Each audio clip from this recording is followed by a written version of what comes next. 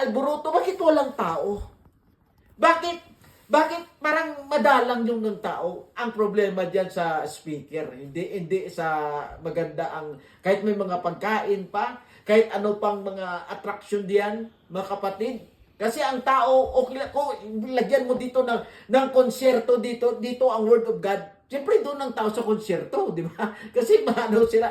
Pero sa Word of God na hindi alam ng isang tao, doon lang mabuksan kung humiwalay ang kanyang katawan sa ang kaluluwa sa katawan na ito, sa kanya lang malalaman. Ganun. Kaya lang, yun nga, ang pagsisisi hindi sa una, sa huli talaga. Kaya salamat lang, by the grace lamang ng Lord talaga, na makanta natin ang una, ang pagsisisi, kapatid. Dahil sa salita.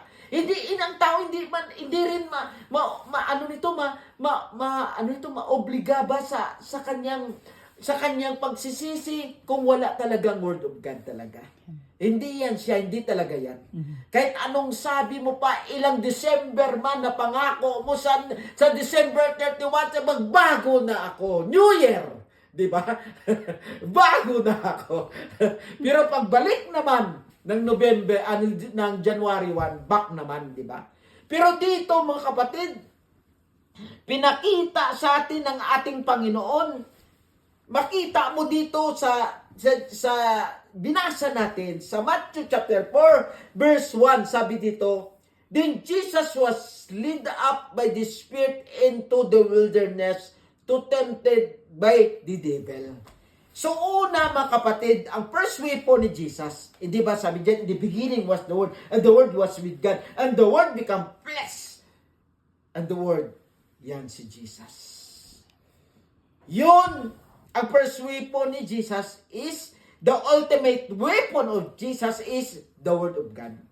Sabi diyan sa Hebrew chapter 4 verse 12, sabi diyan that the Word of God is living and active and sharper than double-edged swords. Sabi ni Jesus sa John 6 verses 63, "Thy word that I speak unto you, they are spirit and they are life." Na bakit nagkaroon ng buhay ang isang na-possess? Ang isang imposible na ma-cure pa sa kanyang karamdaman. Bakit? Because of the Word of God. Na makapangyarihan sa lahat ang Word of God, mga kapatid. Kaya kawawa ang tao nung nakaraan, bagyo, mga kapatid. Dahil dito, bakit? Nawala sila, mga kapatid. Ang kanilang makabuhayan, lalo na ang bahay, nawala.